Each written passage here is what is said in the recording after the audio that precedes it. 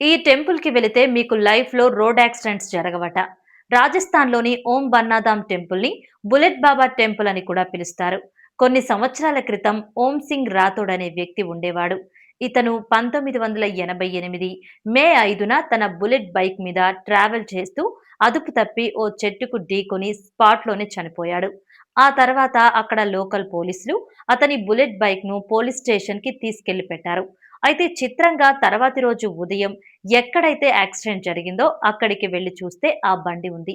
ఈసారి బుల్లెట్‌లో పెట్రోల్ మొత్తం తీసేసి లాక్ వేసి పోలీస్ స్టేషన్‌లో పెట్టారు.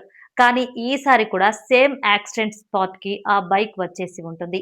ఇలా చాలా సార్లు జరగటంతో ఆ బైక్‌లో ఏదో శక్తి ఉందని భావించి ఇక్కడి వారు ఆ బుల్లెట్ బైక్‌ని పూజించడం స్టార్ట్ చేశారు.